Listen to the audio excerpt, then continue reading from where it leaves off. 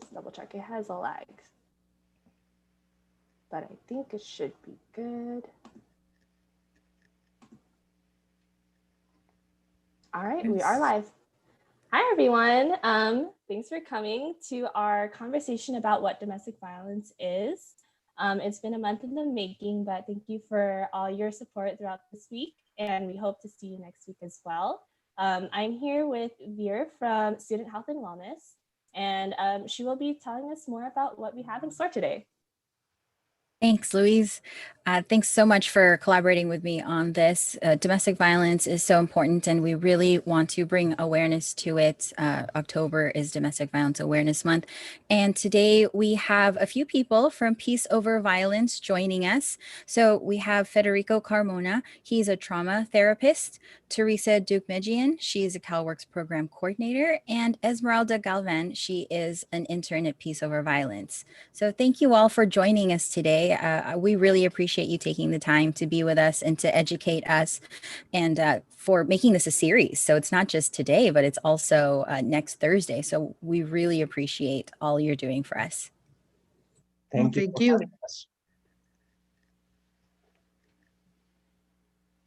Feel free to take it away. Yes. Okay, so let me share my screen with everybody.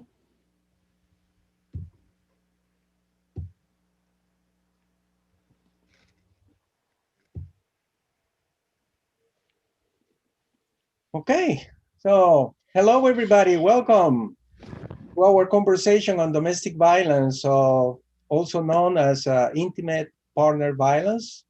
And we're gonna be talking about what is it and what to do, which is important, okay? But Teresa, why you don't tell us first a little bit more about our organization, Peace Over Violence?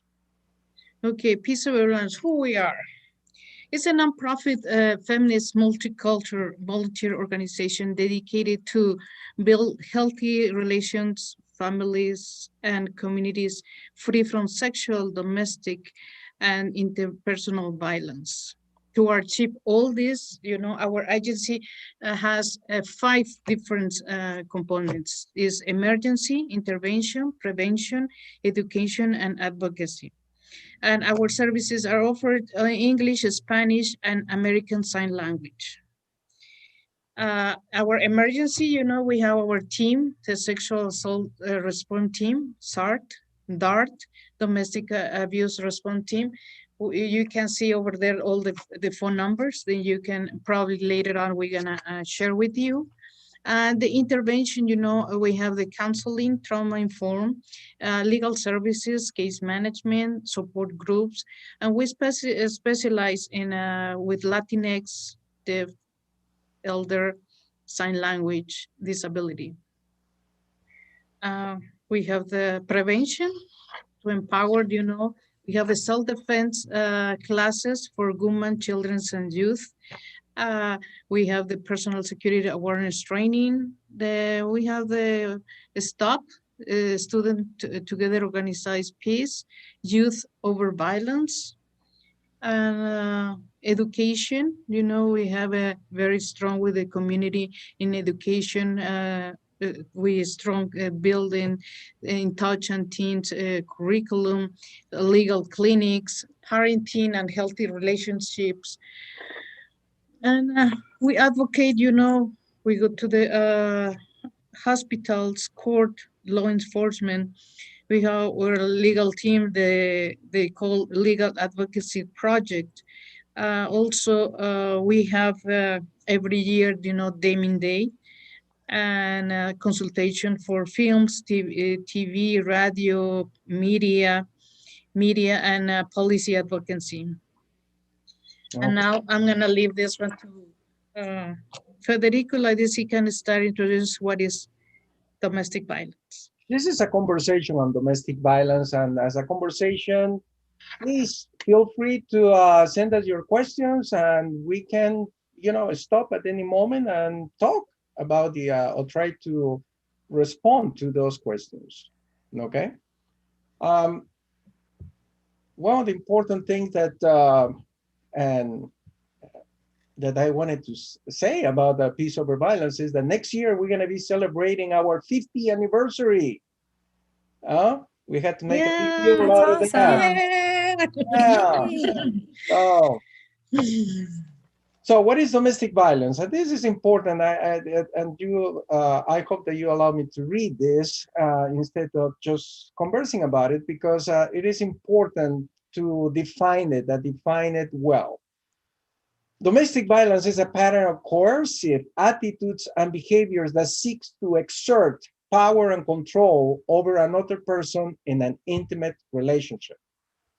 This pattern includes attitudes and behaviors that are manipulative, humiliating, harassing, intimidating, threatening, isolating, and harmful. Okay? And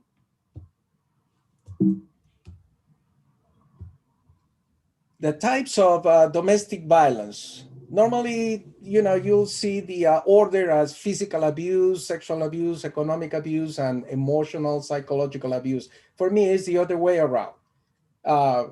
Abuse, violence starts with abuse, and abuse starts in a very subtle, emotional, psychological way, and then escalates to economic, financial abuse, then sexual abuse, the imposition of someone's a need for self-gratification over the other person, and then goes to physical abuse.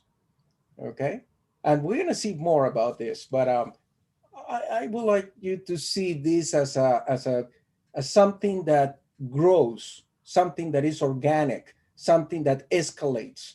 Abuse escalates. It doesn't just keeps, always stagnant the way it is. Sooner or later, there is a trigger element that makes that abuse to escalate to the next phase. And remember, send us a question or something. The chat is open. You can ask a question and we will stop and try to respond that question, okay? To explain what is domestic violence is to see that what is different in a relationship, okay? The difference between a healthy, functional, intimate relationship and compare it with one that is not, that one relationship that is unhealthy, dysfunctional. Okay. A healthy, functional, intimate relationship is based on equality and respect, no power and control. And this is the power and control wheel. You're going to see the elements of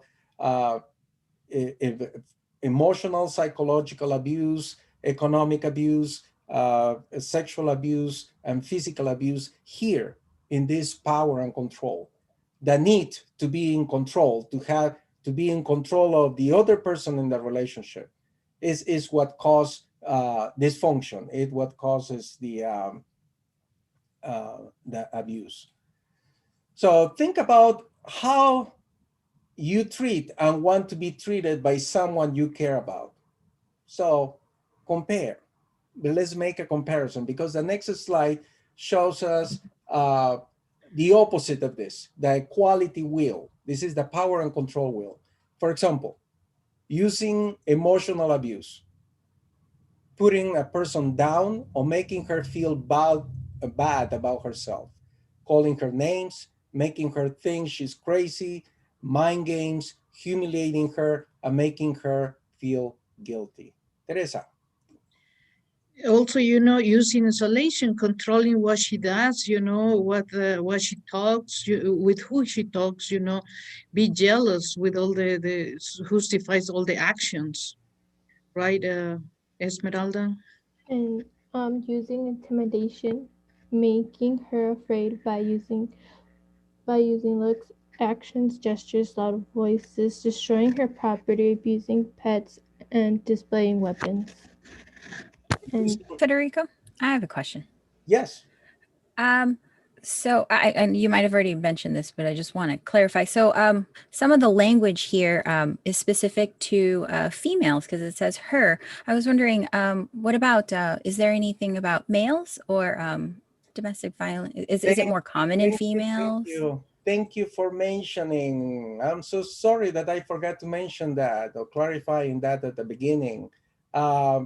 We in this the language that we have in some of these graphics is it come from using the language of the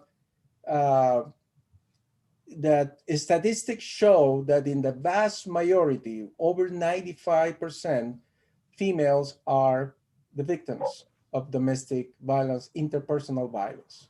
Wow, right? That's high. Yes, very high. So that's why we normally use the language that way. But there is a uh, growing percentage of male victims that we are considering in the last 5 years, but is because the time is appropriate now for more male survivors to tell their stories, to tell what's happening, and that's another presentation, completely different. But the dynamics of power and control in relationships are not shifting, but what I'm trying to say is that the time is coming when more people of any gender are willing to be honest about what's going on in their relationships. Okay. Right now they are speaking out more. Before they were not speaking. Right. Then they were ashamed. They were feeling, it didn't happen to me, or in some cultures, the men cannot cry. And if he cries, and or if he says something, oh, he's weak, he's, started saying names. And right now it's not the situation, it's not the moment. And this is I good. see. So it's like the numbers are particularly high for women because there are more reportings of it, but there could be a larger population of men as well that we just don't know about, but they're starting to report it more. Yes. Okay, that makes sense. So Thank you. probably in the next year or so, we're going to see the statistics have shifted a little bit. Probably it will be 80-20 or something like that, but we don't have the numbers yet. So we will wait for that. And this is something that is male privilege is one of the things that I personally believe is that one of the main factors on this problem of domestic violence in our cultures. Why? Because it gives males a sense of entitlement to dictate what the roles in the family or the household for males and females gonna be. And it's based on male privilege because we were raised that way. So unless that there is education on the subject, and unless that there is a willing uh, a willing initiative, a willing consciousness of changing this, to be educated, to allow oneself to be educated, that cycle of abuse and of male privilege is going to keep going and going and going generation after generation. Okay. Using economic abuse, sexual abuse, minimizing, denying, blaming, using the children, against the other partner, coercion, threats. This is what the power and control will is about. So, and this is what a healthy, functional relationship will look like. Okay. Federico, yes. We got a question in chat. Somebody was asking what are some of the root causes of domestic violence? Well, it comes from many factors. One of those factors, as I said, and for me personally, the main factor is male privilege. There are other factors like environment. There are other factors like um, psychological or personality traits as well. Okay. For example, when we talk about jealousy, I'm not talking about male jealousy in particular. I'm talking about jealousy in general. When we're talking about jealousy and almost what it will be considered a pathological jealousy, something that is very pronounced, we talk about that person lacking object relations or object constancy, what is called in psychodynamic therapy. That is that the person cannot trust that the person that person loves will be faithful. So they need to have control over that person, needs the need to know the whereabouts of that person at every moment, because that person cannot be away for too long. Okay. So when that happens, you are in a you have entered into a domestic violence relationship, a dysfunctional, unhealthy relationship. Okay, so there are many factors, but everything depends on the context, the person's circumstances, and the type of relationship that they have. Uh, every one of us is an entire universe. Every one of us has a particular context, and every one of us reacts in different ways to our circumstances, to our context. Okay. Thank you. So, and that's what we do in Peace Over Violence. We are a trauma-informed organization, and that's what we do. We make a careful assessment, a clinical assessment of the person psychological structure, and the person's circumstances, and we give treatment based on that. Okay. And I think you answered the question is in the chat. Somebody is asking, how we can help someone if thinking is going through to this relationship, and I think he's already answered the question. Then we're gonna give the information about our contact right at the end, and they can call us and we can do assessment. Right. In a few minutes, we're gonna tell how to do, what to do, right? What to do, how we can help people that we suspect that are in a domestic violence relationship. But as I said, try to compare the power and control wheel with the equality wheel, and you can make sense of what type of relationship you are in. Okay, because in when there is equality, partners are able to maintain beliefs and sense of self, as well as at the same time offering time and attention to the relationship. You know, partners have independence and privacy equally, and care about for each other's quality of life. It's not about survival only. It's quality of life. So working on that relationship always begins with working on ourselves first. Okay, taking responsibility for for our attitudes and behaviors, the way that we are, the way that we act. Okay, being accountable. That's a healthy relationship when we are accountable, when we show non-threatening behavior, but respect, trust, trust. Love is trust and support, honesty, accountability, responsible parenting, shared responsibility, economic partnership. Both partners make decisions, okay, about their finances. They both make arrangements that benefit both and the family unit. Negotiation and fairness, seeking mutually satisfying resolutions to conflict, satisfying for both sides, not just one over the other. Okay, There's another question in chat. How can we correlate this information to codependency? Could that be part of the root cause as well? It is possible, but when we talk about codependency, we talk about a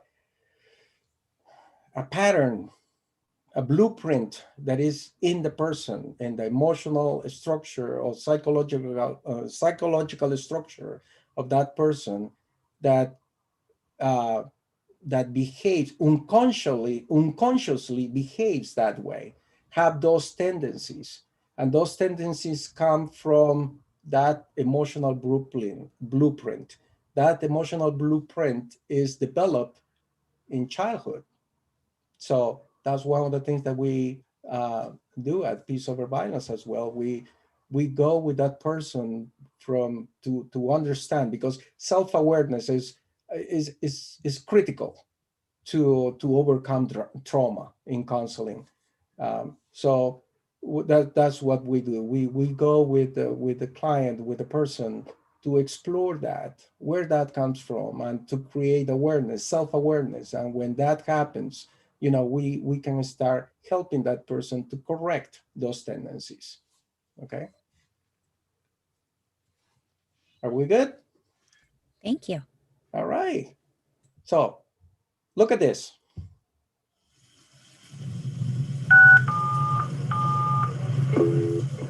Standing emergency. My mommy and JJ are having a fight. Is she hitting her? I'm talking to the police, mommy. Stop it! Baby! Stop it! Could you send the police, please? Okay, we're gonna be there. What's going on?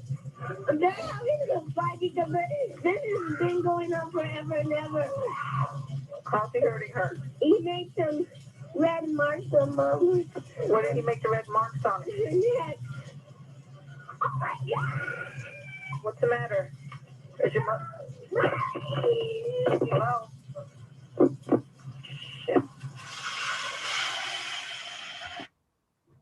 Awful, isn't it?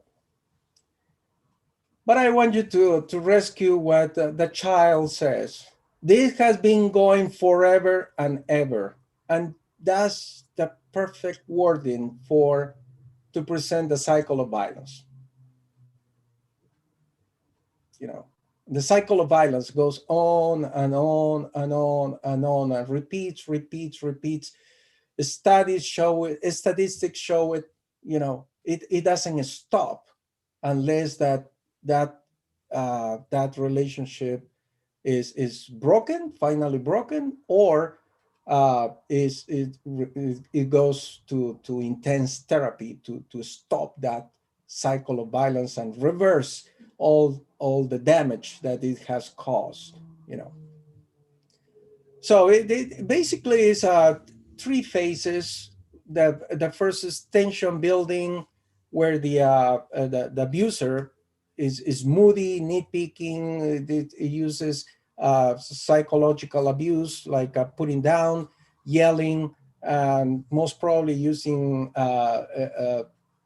perpetrators use they have some kind of addiction. They could be gambling, could be drinking, could be drugs, because those who have a desperate need to control others is because they lack control in something about themselves, and that's why they project outside this need to control someone else, in this case that the person that is closer to them. Okay. And use threatening, withdraws affection, criticizes all the time, while the victim is trying to nurturing the perpetrator, to stay away from family, friends, in order not to upset the partner, try to keep children quiet because we don't want to upset the abuser, agrees to everything that he has to say, tries to reason, cooks partners' favorite dinners. But in all this behavior, you're gonna see that it's like walking on eggshells which is so stressful. It's terrifying to live that way, and living that way is to live in a constant state of alert. The stress limits or the stress levels go to the roof. And But yes, go ahead, Teresa. But after that, it comes the honeymoon, when, start, telling the partner, I'm sorry, it's not going to happen again, start bringing flowers, chocolates, and he say, I'm going to get help, and it's not going to happen again, and cries, and sometimes, start begging and say, forgive me, everything is going to be okay. Then the partner, say, okay, yeah, no problem. Then what happened later, Esmeralda?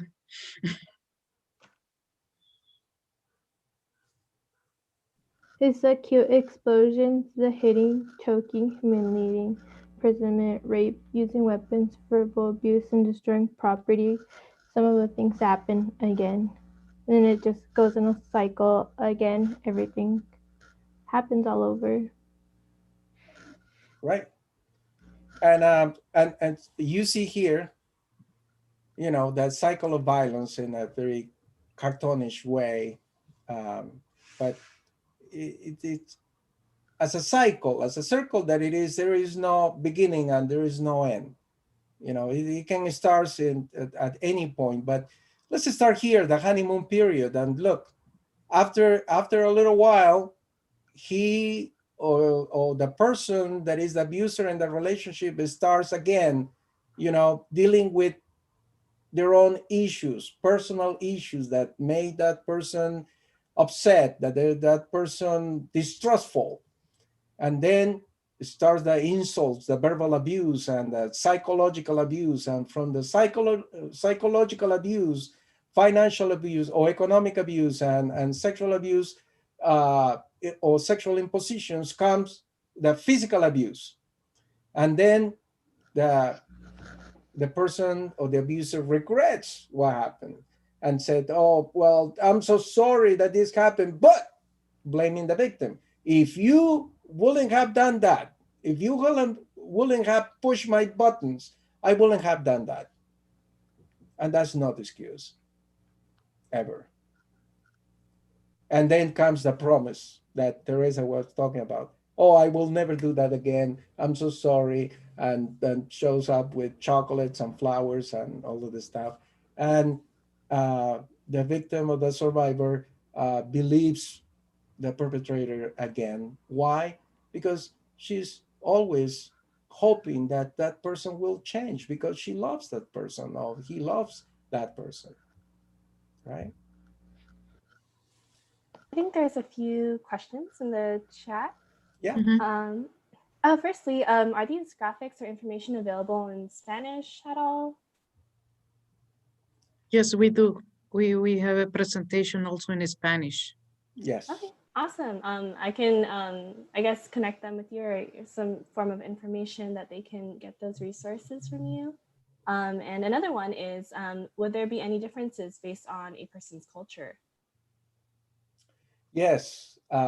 We have to be cultural. We are not just trauma informed, but we are multicultural aware in our organization. So yes, of course, we pay attention to the culture of the person. For example, the Latin culture, Latina culture is not the same as in it have the same values. For example, in comparison with American culture. Why? Because the Latino culture and other cultures in the world are that have a stronger sense of community, of collective identity. Here in America and Europe, there is more the individual identity. So it's me. So what I need, what I want, and I, establish my goal, plan my life based on what I'm envisioning for myself. In the Latino culture is about the way that we think ourselves includes family. And when we talk about family, it's not the American sense of family that is, the parents and the children. No, in the Latino culture, it includes um, grandpas, sometimes aunties, uncles, the extended family. And we said family, no extended family. So there is a strong sense of collective identity that surpasses, overpowers our individual identity, you know. So it's, of course, we pay attention to all of that, and I'm using the Latino culture because I'm from Peru. I'm Latino, so that's why I'm using that particular culture. But the same happens in many other cultures in the world, and we are very much aware of where our client comes, and we try to research, and because that's what a responsible counselor does, that is culturally informed, right? I hope that answered the question. Yeah, thank you. Thank you so much. So this is the slides of this presentation of this conversation is going to be available. We're going to tell you more about at the end of when the time comes at the end. But we're going to pick a couple points or 3 points of this slide that contains a lot of information. And these are the warning signs and red flags to see when someone uh, is dysfunctional, and is going to create a dysfunctional relationship as well, dysfunctional environment, and with the people that this person lives closer to. So normally, as I was saying, showing jealousy of your friends and staying and time is spent away when a person is jealous of that, and when keep you or discouraging you from seeing friends or family members, isolation, that's the most clearest sign of something is wrong in that relationship and with the person that is imposing that kind of demands. Okay, so Tere, you have a one that you like in particular to talk about? The taking money, refuse money to the partner, and say, you're going to give me all the money, and I will give you only $20 because it's the only money you're going to need this week. This is control, or checking what you are spending, why you are buying this. You don't need this, This is controlling it. And this is one of the things, warning, then why do I don't gonna spend my money, right? It's yours. Why I'm gonna give you, or why I don't gonna buy this one because I like it, Yeah, Esmeralda.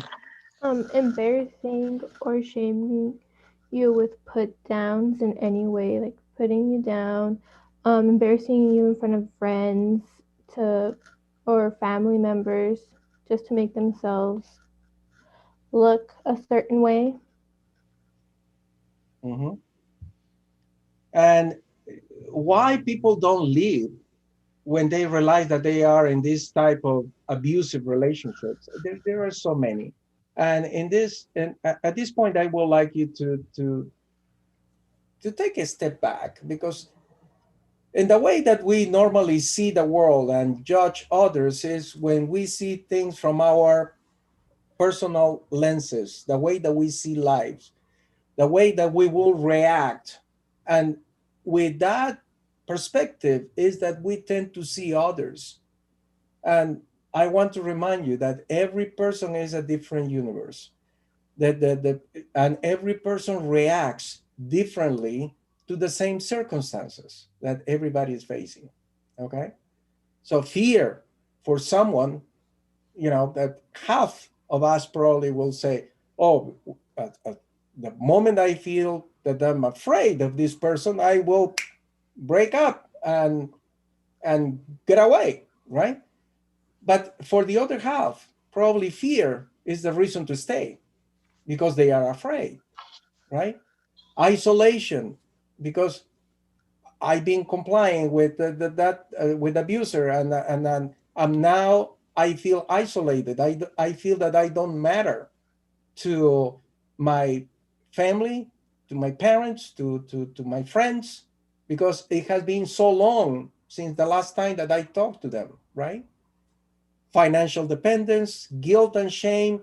And this is shame is very strong in people that experience interpersonal violence, domestic violence, sexual assault, stalking. Is And that shame are like shackles that prevent people from healing, from trusting others, from embracing other people's support, other people love, other people uh, caring for them, because shame is powerful, powerful, powerful, powerful. So we have to be compassionate. We have to understand people and be patient with them. Okay. Emotional, physical impairment, individual belief system. Oh no, in my religion we don't divorce, or in my family we don't divorce. Love and hope, as I said, the partner always thinking, always wishing that that person will change, at some point. Legal status. Some people that are undocumented in this country keep enduring this awful, awful uh, uh, mistreatment in a relationship that is supposed to be loving and caring, you know. Children, community services, not enough resources, especially for male survivors, because that is not common to have male survivors. So we still are lacking, widespread resources for male survivors. So we are working on that, fear of retaliation. So that brings to people to develop, because they have to stay, to develop certain strategies, survival techniques, strategies to survive, in other words, that it could be complying with abuser, minimizing, denying before others, what's going on. So in order not to upset the abuser. Tere, you would like to pick up point here? Well, the one, living or staying in the relationship so the violence doesn't escalate. Right. This is important too. Esmeralda? There's a question in chat. Mhm. We're seeing in our community, Boston, an increase in domestic violence and child abuse during the pandemic. Can you give us a few tips on how we can help families and friends in this situation? Sure, in a moment. Yes, the next slide. Right, Perfect. Federico? Next slide, right? Yes. See, we are coordinated here. Well, we can do. This is important. This is very important. Okay. Reach out to loved ones, friends, and neighbors that you suspect that are in an abusive relationship. And that is not domestic violence only. We are in pandemic time. So the elderly. So try to reach out to them. Okay. One of the critical signs of abuse is the isolation of vulnerable individuals from the networks of love and support. Listen, just listen. Most people experiencing any type of abuse need an empathic ear that allows them to vent out their emotions and feelings without judgment. This is not the time to give advice. This is the time to listen, actively listening, okay? To pay attention to what they are saying and their stories. Tere? validate, the person's feelings, the emotions, the beliefs. The best way, to build, the trust, someone experience violence is in the home is being somehow present with them, there, empathy, listen, like he's saying, compassion, validation. This is very important. Remind them of their strengths and resourcefulness. One of the benefits of practicing active listening is the ability to notice what a person's own power, positive qualities, and strengths are. Yes, this is important to remind them that they are important, that they have resources, that they have strength, that they have power in themselves. Why? Because people that are abused forget about themselves because they live to please the abuser. So they tend to little by little, step back in thinking about themselves. Okay. So assist them in making a safety plan. Making a safety plan is incredibly useful, and it doesn't need to be complicated. The simplest way to do it is reminding the person experiencing abuse that they deserve to be treated with respect and shown love. Tere, will you do the next two? Involve the children and most of the home activities, reach out to the relatives, to friends, Esmeralda? Be prepared to leave at any moment money, documents, car keys, children's backpack filled with some clothes and snacks, and call for help when they feel that they are or their children are in physical danger. So this is an opportunity to find new ways to expand our capacity to connect and support each other. We can help those experiencing violence and abuse in their home by committing to care for one another and our communities. Tere? Mutual aids is a random neighborhood dropping by the hot meal, when someone can't get out from the bed.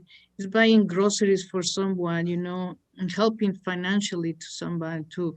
If a friend is in crisis, helping somebody, to move, to giving rides to the doctor, walking somebody, the dog. They can walk themselves, it can also look for sharing coping skills, survival skills, job search skills. Collective care can also be intervening in abusive situations and protecting someone who is experiencing gender-based violence and fighting to change the structural causes of oppression so that everyone can be free.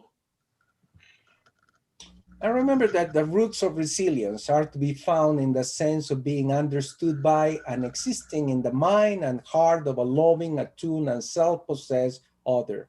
This is John Bowlby, that psychologist that came out with that theory of attachment. So important today. And here are some resources. Esmeralda, tell us. So some resources, like Federico said, this presentation will be available for everyone. So if you ever had the chance to look at some of the links that are on here, one of the most important things is substandard intervention, which is basically another way of saying bystander intervention, but we're trying to stay away from saying bystander. So upstander, you can help someone who is in that situation to help them get out of it. As us people who can see it, just looking at a situation and see what we can do to help the person get out of there. And then the California Victim Compensation Program, it helps people who are getting out of a domestic violence relationship. A lot of people do not want to get out of one because of fear, like how am I going to help pay for all of everything that's going on? How am I going to help pay for myself? These people can get help with the California Victim Compensation Program. Right, it offers help for moving out, for example, finding a new place, right? Or if you are in your own home, you can have the money to buy a security system, to monitor the house. things like that. And then there's the domestic abuse response team, DART. Peace Over Violence does help with the DART team. It's in the police station. Some of them have it so they can go on and help people who need support when they're in an emergency room, or if they're in the hospital or anything, they're there to support them and help them with anything. And then we have the Vine hotline. This helps family members or a witness who has testified against the offender track the custody status of an adult offender who is in the state prison. And then there's other important hotlines. We have the child abuse hotline, and then the national domestic violence hotline, the rape hotline, and the suicide prevention hotline. Okay. Any other question? We're gonna be talking about the impact of domestic violence next week. And when we talk about the impact of domestic violence, we're gonna be talking about trauma. We're gonna define trauma. We're gonna see how trauma affects and changes the whole self of a person and the way that that person perceives oneself and see others and see the world around. You know, it changes the whole dynamic on inside and outside that person. And we're going to be talking about that, especially how domestic violence affect children, and not only children in the moment, but children growing up and the kind of life that they're going to have. We're going to talk about the ACE's studies, okay? That is the Adverse Childhood Experiences study, and how has been determined that having adverse experience in childhood disturbs the child's development, and how that disruption affects that person later on in life. Okay. Thank you so much, Federico, Teresa, Esmeralda. I want to make the announcement that in chat in YouTube, in the YouTube link, I've put up a link for if anybody is interested in the PDF version of this presentation, you can go to that link and the PDF will be emailed to you. So please feel free to send your email, and then we will message you about the presentation. Otherwise, if you have any questions, here is all of their contact information, which is also on the PDF. For those who have been asking about this presentation in Spanish, many people were asking about this information in Spanish. You can definitely contact Federico and Teresa, and one of them will be able to give you more information. Thank you very much, everybody. If you have any last words. No, thank you very much for inviting us. And this is awesome that we can, help in some way to spread information about a problem that is also pandemic, So next week, come spread the word about next week's presentation, because we're going to be talking about the trauma that is caused by domestic violence, interpersonal violence that is so in relationships, and what we can do about it too. This is an important, very, very important topic, especially when involves children. Yes, if you don't remember right now, your question, probably you can ask us next week and we will be here. Thank you. Yes, thank you so very much, everybody. Thank you, Luis, for hosting this. Associated students, thank you so much. We'll see you next week. The link is a different link. You can find out the link through our social media accounts, through AS or through Student Health. Either way, hopefully we'll see you next week. Take care. Thank you. Thank you all. Bye. All right. Bye. Let me go ahead and end this live.